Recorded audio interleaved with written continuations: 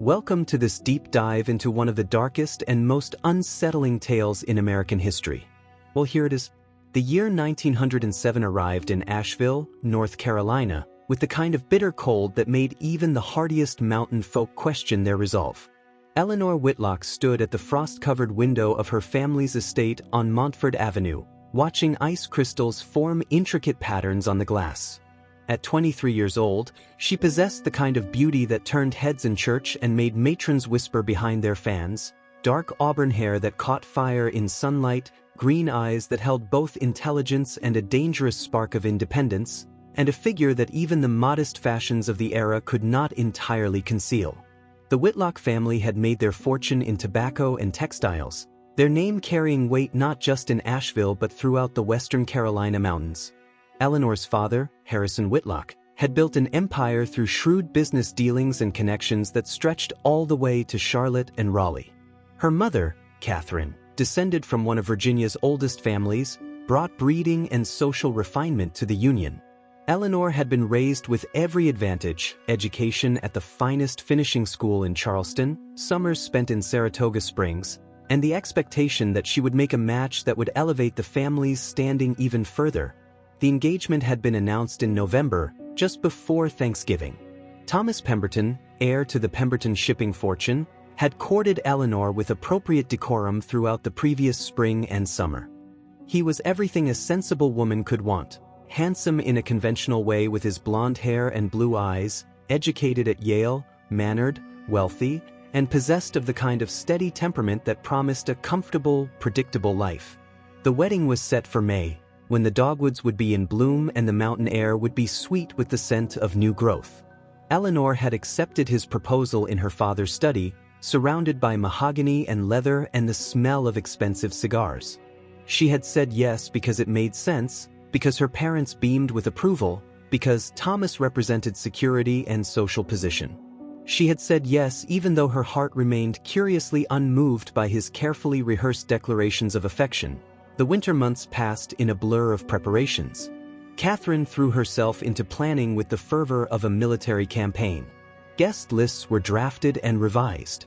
Fabric samples arrived from New York and Philadelphia. The Pemberton family traveled down from Richmond for an engagement party that drew 200 of Asheville's most prominent citizens to the Whitlock estate. Eleanor smiled through it all, played the part of the delighted bride-to-be, accepted congratulations and advice from married women who assured her that affection would grow with time and proximity. But at night, alone in her bedroom with its silk wallpaper and heavy velvet curtains, she felt a growing hollowness in her chest, a sense that she was walking towards something permanent and irrevocable without ever having truly lived. It was in early February when everything changed. Harrison Whitlock had hired a new foreman for the textile mill he owned on the French Broad River. The previous manager had died suddenly of a heart attack, and production had fallen behind schedule. The new man came with excellent recommendations from mills in South Carolina: efficient, honest, a worker who had risen through the ranks through sheer competence rather than family connections. His name was Daniel Reeves, and when Eleanor first saw him at a dinner her father hosted for key employees and local businessmen, she felt something shift inside her chest, as if her heart had suddenly remembered how to beat properly. Daniel was 30 years old, tall and lean with the kind of strength that came from actual labor rather than gymnasium exercise. His hair was dark, almost black, and he wore it a bit longer than was fashionable.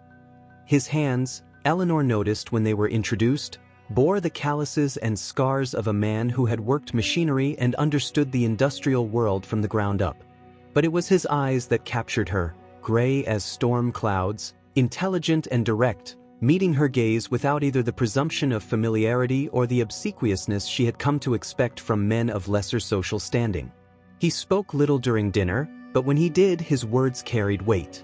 He discussed labor conditions and production efficiency with her father, but also quoted Whitman and mentioned that he spent his free time reading at the public library. Here was a man who had educated himself, who had ambition but also depth, who seemed to belong to a different category entirely from the young men of her social circle. Eleanor told herself it meant nothing. She was engaged. She was weeks away from ordering her trousseau. She was promised to Thomas Pemberton, And whatever momentary flutter she had felt seeing Daniel Reeves was merely the nervousness of a bride-to-be, the last gasps of girlish fantasy before settling into the reality of married life. But she could not stop thinking about him. When she rode past the mill with her mother to check on the progress of fabric being woven for the wedding, she found herself hoping for a glimpse of him. When her father mentioned the mill at dinner, she listened with an attention she had never previously shown for business matters. March arrived with unseasonable warmth. The early spring brought the dogwoods into bloom weeks ahead of schedule, their white and pink blossoms covering the mountains like a promise. Eleanor's wedding dress hung in her room, a confection of silk and lace that had cost more than most families in Asheville earned in a year. The invitations had been sent. The cathedral had been reserved. Everything was proceeding according to plan. And Eleanor felt as if she were drowning. She began finding excuses to visit the mill. She told her mother she wanted to understand the business that helped sustain their family. She told her father she was taking an interest in the commercial side of things, thinking ahead to when she would be mistress of her own household and need to understand finances. Harrison, pleased by this display of practical thinking, encouraged her visits.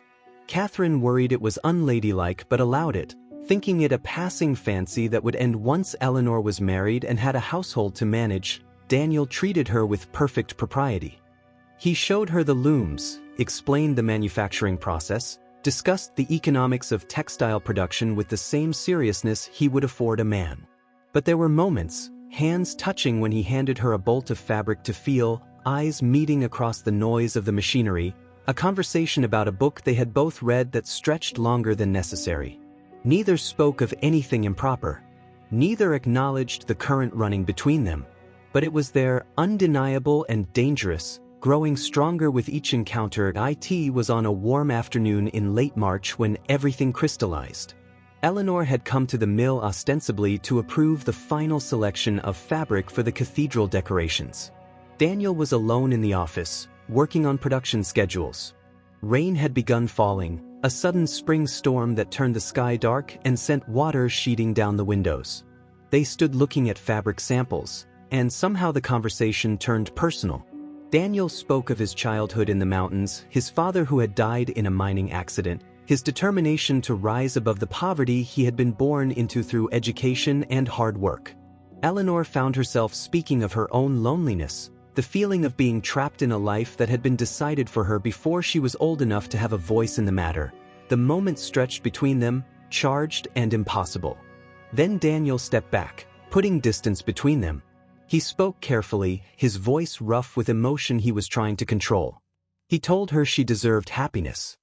He told her she should marry Thomas Pemberton and have the life she had been raised for.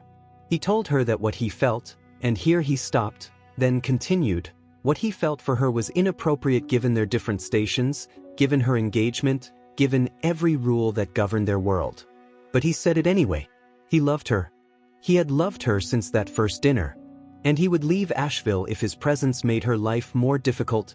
Eleanor stood frozen, the rain drumming against the windows, the smell of cotton and machine oil in the air, and felt her carefully constructed world crack apart. She realized with startling clarity that she loved him too. That she had been half alive until she met him. That Thomas Pemberton represented safety and convention while Daniel Reeves represented something she had never thought she could have. Genuine connection, intellectual companionship, passion, choice. What she said next would change everything. She told him not to leave. She told him she felt the same. She told him she did not know what to do, but she could not marry Thomas while feeling this way. And then, with the rain falling and her heart pounding, she kissed him. It was brief, desperate, and absolutely ruinous.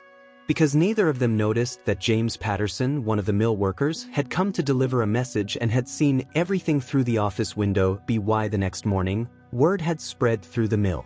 By that afternoon, rumors had reached Asheville's drawing rooms.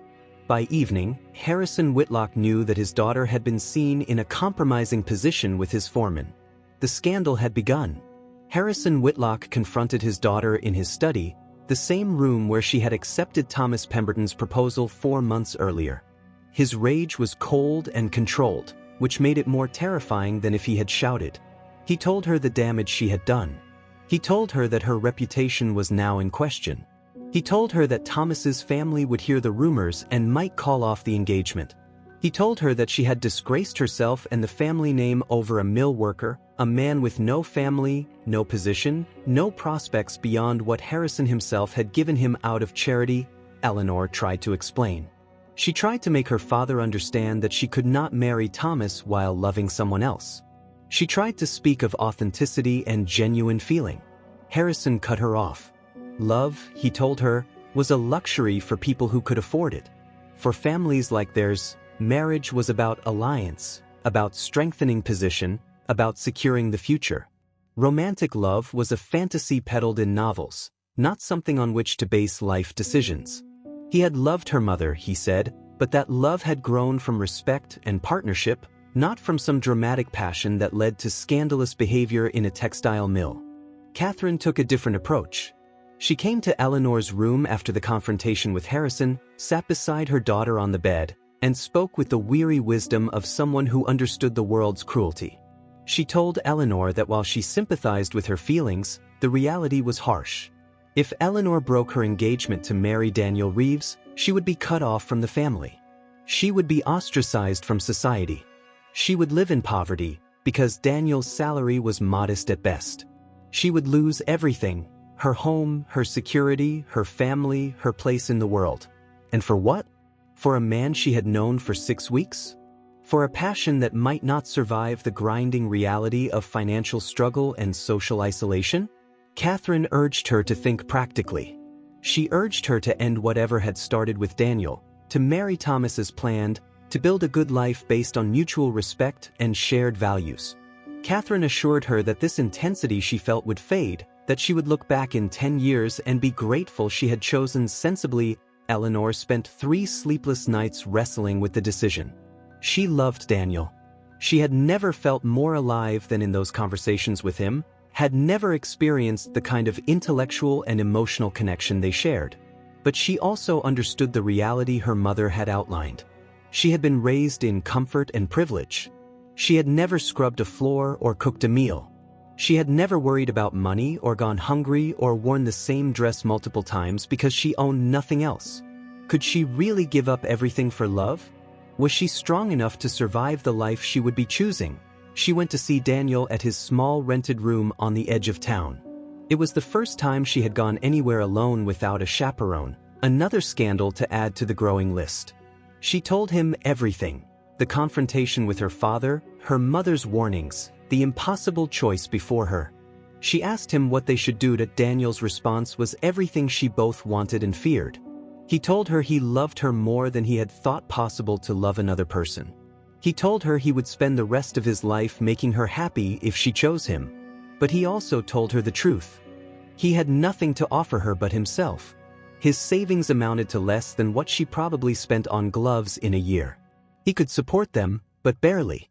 They would live in a small house or rooms. She would do her own cooking and cleaning. They would be shut out from her family and the society she had always known. And he had no right to ask her to make that sacrifice. But then he said something that decided everything.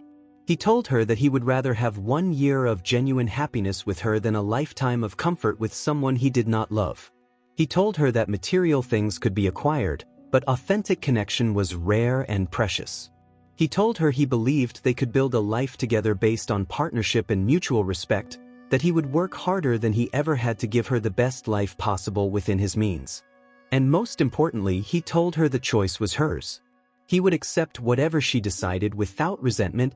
Eleanor made her decision. She would break her engagement to Thomas Pemberton. She would marry Daniel Reeves. She would accept the consequences, whatever they might be. The scene when she told Thomas was awful. They met in the parlor of the Whitlock estate, with her parents present as witnesses. Thomas arrived expecting perhaps a minor wedding detail to discuss, and instead heard Eleanor tell him that she could not marry him. At first he did not understand. Then, as the meaning penetrated, his face went through a series of transformations: confusion, disbelief, anger, humiliation. He demanded to know why. Eleanor, trying to maintain some dignity, simply said that she had realized they were not suited. Thomas was not a fool. The rumors had reached him. He knew about Daniel Reeves. He asked directly if she was breaking their engagement for a mill foreman. The silence that followed answered his question. Thomas stood, his face white with rage and shame. He told her she was making a fool of herself. He told her she would regret this decision for the rest of her life. He told her that no respectable family would receive her once word spread that she had jilted her fiancé for a common laborer.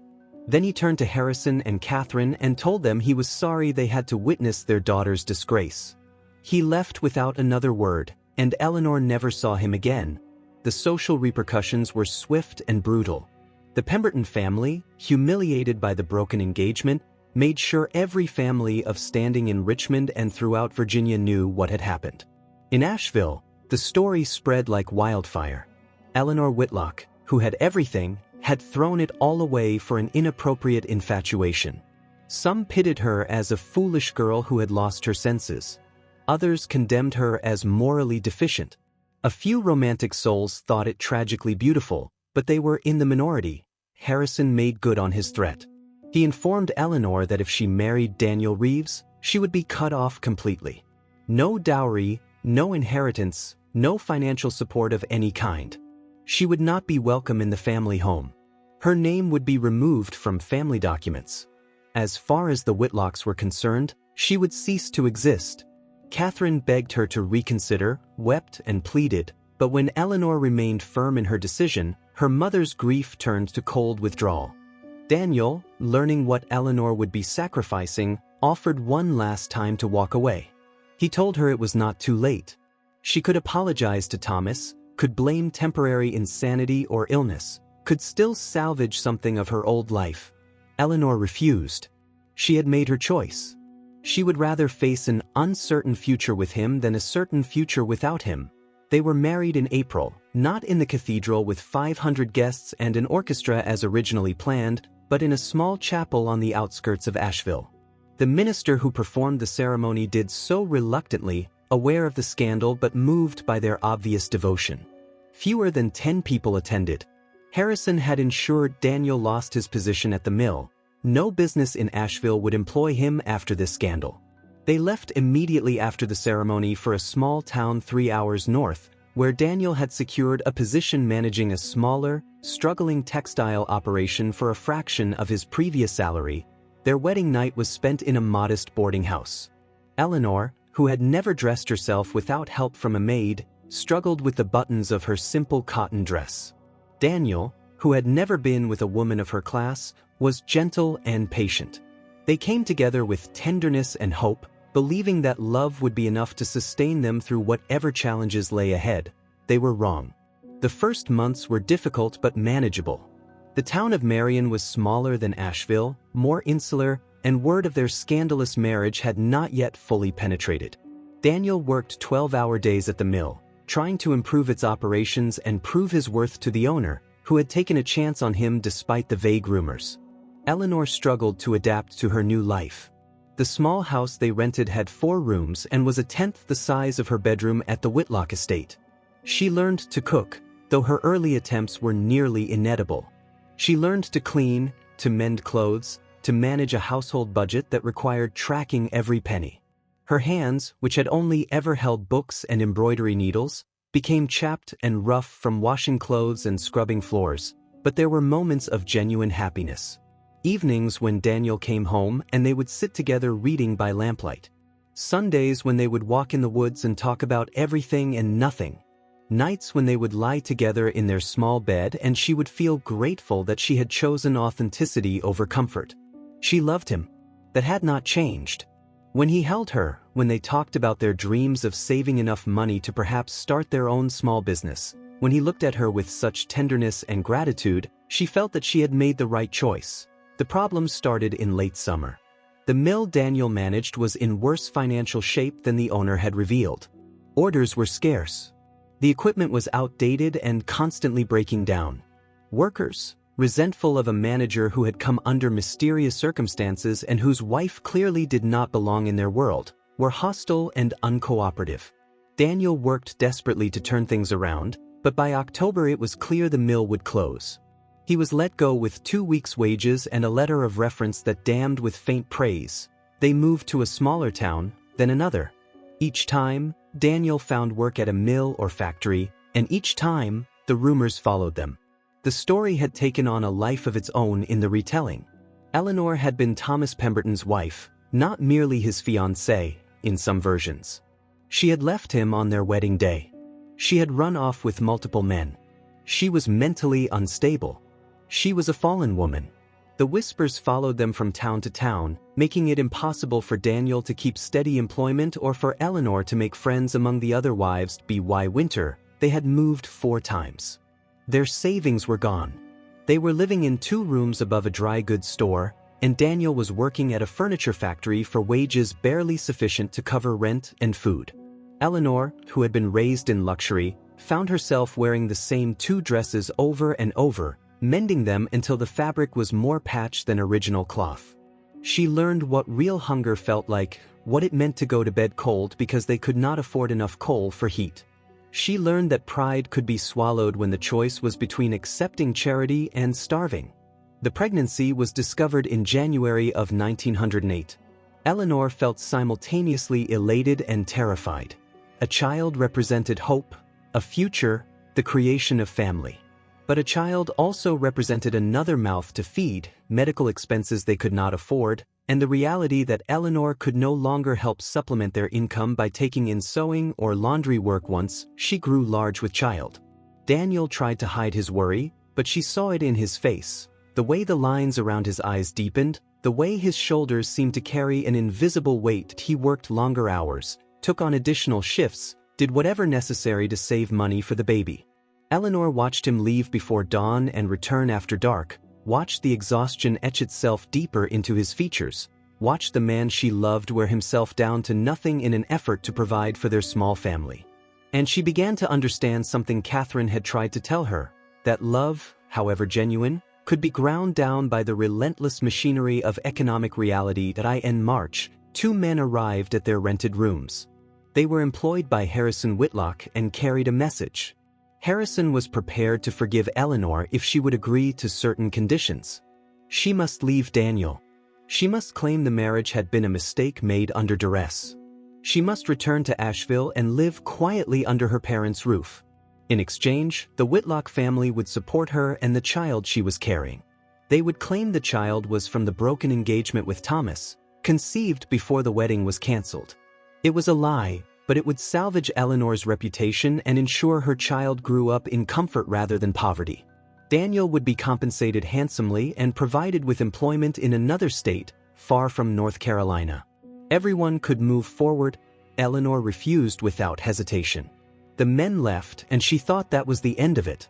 She was wrong. Daniel came home 3 days later with news that he had been dismissed from the furniture factory. No explanation given, just a curt notification that his services were no longer needed. He found new work within a week at a lumber mill, but that position lasted only 5 days before he was let go. Then it happened again. And again. Everywhere Daniel sought employment, the position would evaporate within days. It was not difficult to guess why. Harrison Whitlock's reach was long, and he had connections throughout the state. He was systematically destroying Daniel's ability to provide for his family. By April, they were destitute. The landlord evicted them when they could not pay rent. They moved into a single room in a boarding house in the poorest section of town, a place that smelled of mildew and desperation.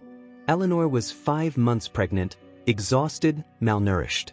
Daniel looked like a man haunted, dark circles under his eyes, his proud bearing replaced by a defeated slouch.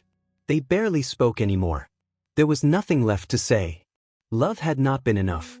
The world had proven too harsh, too unforgiving. On a cold night in late April, Daniel did not come home. Eleanor waited, worry gnawing at her, until after midnight. She finally fell into restless sleep and woke to find him there in the morning, sitting at their single rickety table, staring at nothing. When she asked where he had been, he told her he had walked. Just walked through the night, trying to think of solutions, trying to find a way forward. Then he looked at her with eyes full of anguish and said something that broke what remained of her heart. He told her she should take her father's offer. He told her she and the child deserved better than the life he could provide. He told her he loved her enough to let her go. Eleanor refused. She told him they would find a way. She told him they were together and that was what mattered. But the words felt hollow even as she spoke them. She could feel their life together slipping away, could feel the weight of reality crushing the fragile thing they had built. The solution, when it came, arrived from an unexpected source.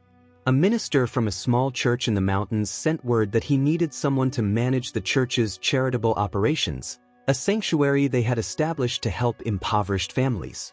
The position paid very little but included housing in a cottage on the church grounds. It was not mill work, but Daniel was desperate. They accepted. They moved in May to the tiny community of Willow Creek, deep in the mountains. The church was small, white-clapboard with a modest steeple, sitting on 5 acres of land. The sanctuary, a separate building used to distribute food and clothing to families in need, stood behind the church. The cottage they were given was tiny but clean, 2 rooms with a stone fireplace and a small garden plot. It felt like salvation. Daniel threw himself into the work with the same dedication he had brought to the mills. He organized the sanctuary's operations, built relationships with the mountain families they served, worked to improve the efficiency of their charitable distribution.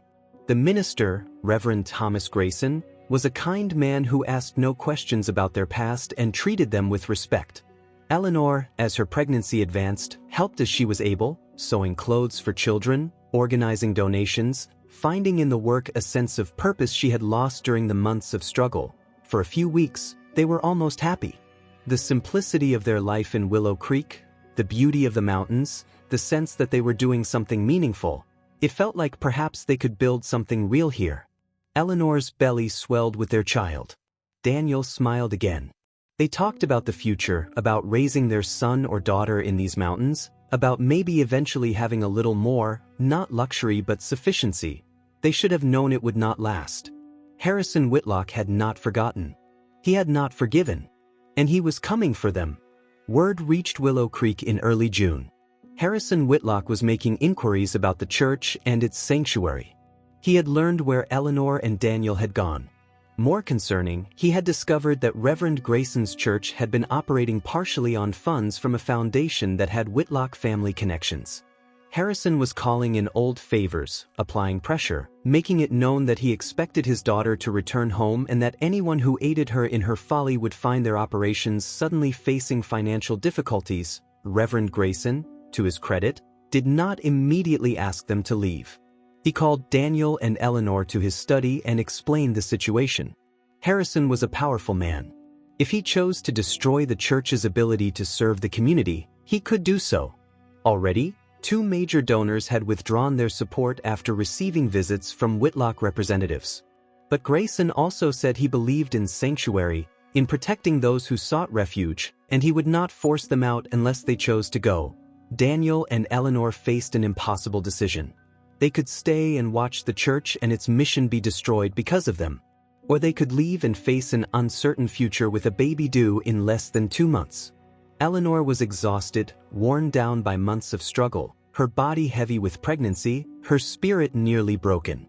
That night, she wept in Daniel's arms and asked him if she had been foolish to choose love over security, if her pride and romantic notions had ruined both their lives. Daniel held her and told her he would never regret a single moment they had shared, that she was the best thing that had ever happened to him, that whatever came next, they would face it together.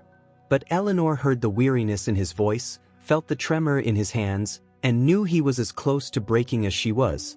The decision was made for them in the worst way possible. On a hot afternoon in late June, while Daniel was in town buying supplies and Eleanor was resting in the cottage, 3 men arrived at the church. They were not local. They had the look of hired muscle, men who did ugly work for good money. They demanded to speak with Eleanor. Reverend Grayson, sensing danger, positioned himself between them and the cottage where Eleanor was. What exactly happened next would be disputed in the days that followed. The men claimed they had simply been delivering a message from Harrison Whitlock. Grayson claimed they had tried to force their way into the cottage to physically remove Eleanor. What was not disputed was that the confrontation became physical, that one of the men struck Reverend Grayson, that he fell and hit his head on the stone steps of the church, that he lay there bleeding while the men fled, and that Eleanor, hearing the commotion, came out to find the minister unconscious. Grayson survived but was badly injured. The community was outraged. Even in these remote mountains, people had limits to what they would tolerate. A man of God had been assaulted on church property by men everyone suspected had been sent by the powerful tobacco baron trying to force his daughter to return to him. Sympathy, which had been cautious, now swung entirely to Eleanor and Daniel. The mountain people, already suspicious of wealthy lowlanders and their arrogant ways, rallied around the young couple. Harrison Whitlock received word of what had happened. Rather than backing down, he doubled down. He sent word that the church would be held responsible for harboring his daughter against his will, that he would pursue legal action, that every member of the congregation would suffer consequences. It was a threat made in rage, but it had power behind it. Harrison had the money and connections to make their lives miserable. The congregation met and voted. They would not abandon Eleanor and Daniel. Whatever Harrison Whitlock threatened, they would stand firm. It was partially principle and partially pride. Mountain people did not take well to being bullied by coastal elites. If Whitlock wanted a fight, they would give him one. That Daniel, tortured by guilt that his marriage to Eleanor had brought such trouble to people who had shown them nothing but kindness, made a decision. He would go to Asheville. He would confront Harrison Whitlock directly. He would make the old man understand that Eleanor had made her choice, that she was his wife, that she carried his child, and that no amount of money or pressure would change that reality. He would appeal to whatever remained of Harrison's love for his daughter and ask him to end this vendetta and let them live in peace. Eleanor begged him not to go. She had a terrible premonition, a feeling that if he left he would not return. But Daniel was determined. He left on a Thursday morning in mid-July, promising to be back within 3 days. He kissed Eleanor goodbye, placed his hand on her swollen belly, and told her everything would be all right. He never came back. On Friday, word arrived that Daniel had been found dead near the rail yards in Asheville. The official story was that he had been attempting to hop a freight train and had fallen, striking his head. But there were inconsistencies. Witnesses who had seen him earlier that day said he had been heading toward the Whitlock estate, not the rail yards. The injuries did not match those of a fall from a train. And Daniel was not the kind of man to hop freights. He would have purchased a ticket. Eleanor, 8 months pregnant, received the news in the cottage. She collapsed. Her mind refused to process it. Daniel was dead. Her husband was dead. The man she had given up everything for, who had worked himself nearly to death trying to provide for her, who had loved her with a devotion she had never thought to find, was gone. And she knew, with absolute certainty, that her father was responsible. The funeral was held at the church in Willow Creek on a scorching Sunday in July.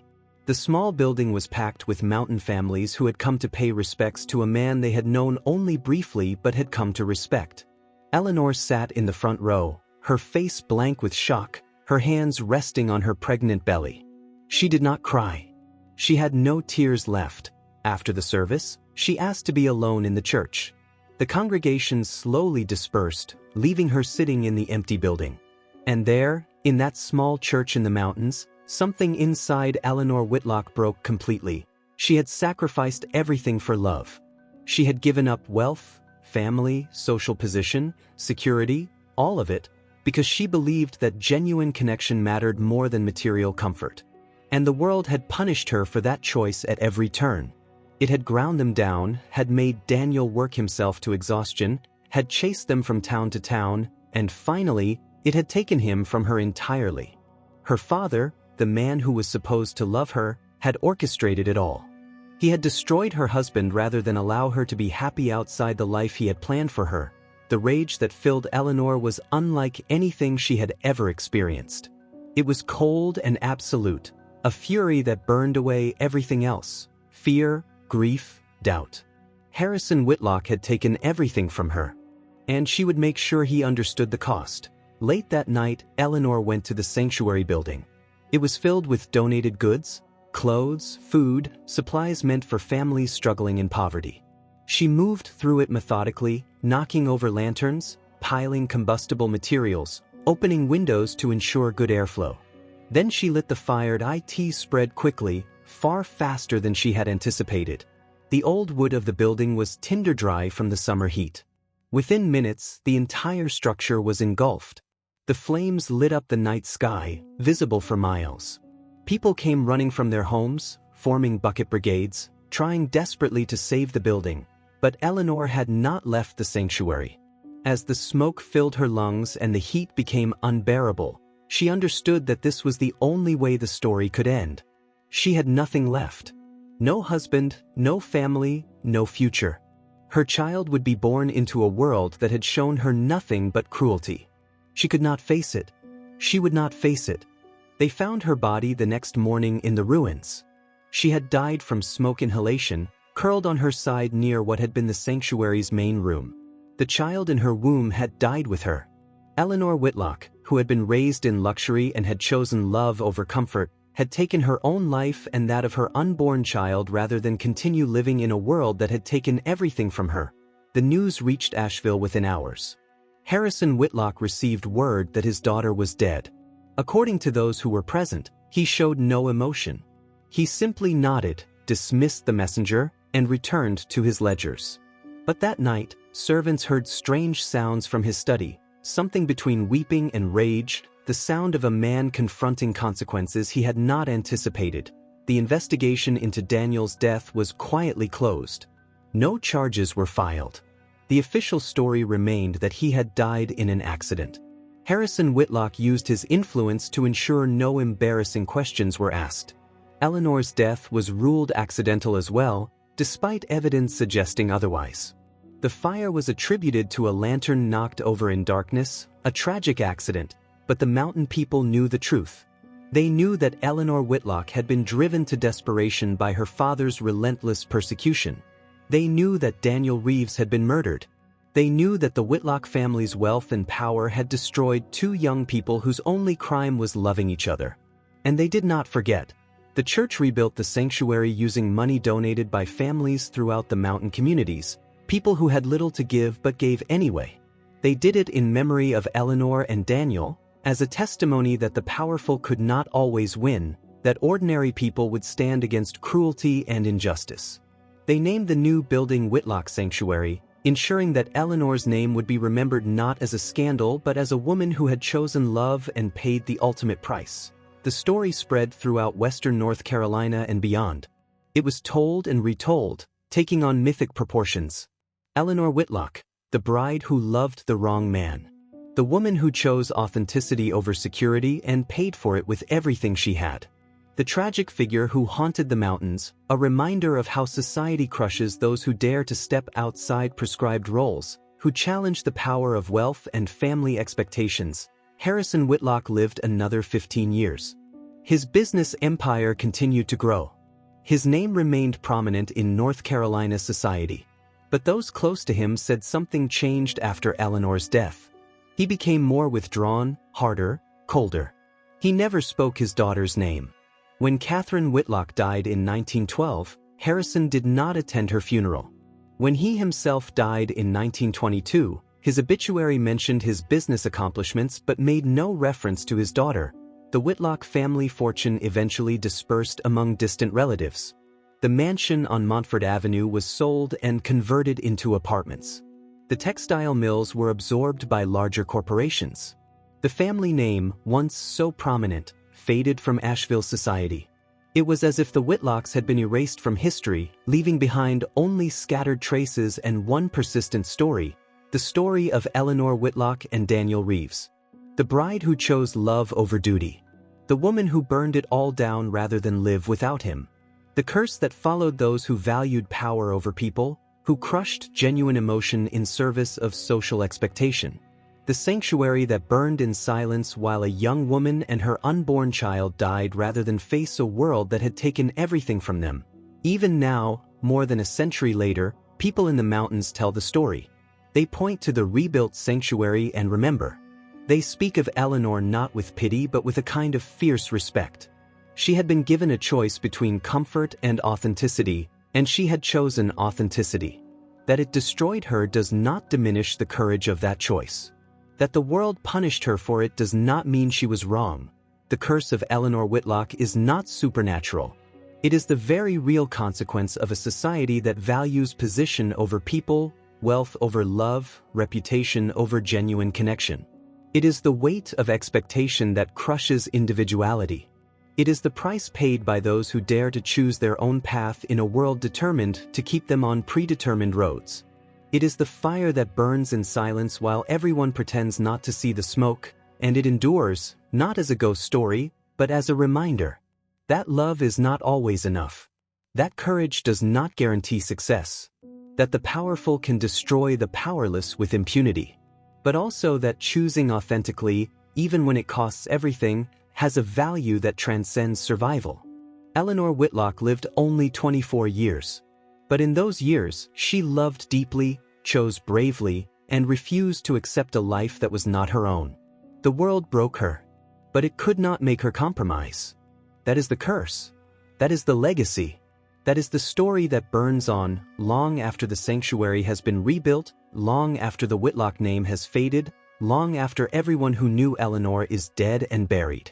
It burns because it is true, because it happens over and over, because every generation has its Eleanor Whitlocks, people who dare to choose love over security, who pay terrible prices for that choice, who remind us that the most profound human act is sometimes simply refusing to live a lie. The sanctuary stands. The mountains remember. And on quiet nights, when the wind moves through the trees and the old church sits silent in darkness, people swear they can still smell smoke. Not the smoke of fire, but the smoke of dreams burned away, of love destroyed, of a young woman who had everything and gave it all away for something more precious and more fragile than any fortune. The smoke of a life lived authentically in a world that punishes authenticity. The smoke that never quite dissipates, that hangs in the air as warning and testament, reminder and memorial. Eleanor Whitlock, the bride who loved the wrong man, the woman who burned. The curse that was never supernatural at all, just the brutal reality of a world that destroys those who dare to feel deeply in a society built on shallow convention. Her story ends in ash and silence. But it does not end. It burns on. To uncover more stories that reveal the hidden secrets and forgotten mysteries of the past, leave a like if this deep investigation kept you hooked until the end. I invite you to subscribe to the channel. Did you know that 80% of people who watch aren't subscribed and end up missing incredible stories? It costs nothing. Oh, and tell us in the comments where you're watching from and share other dark tales that, in your opinion, deserve to be explored here on the channel. See you soon.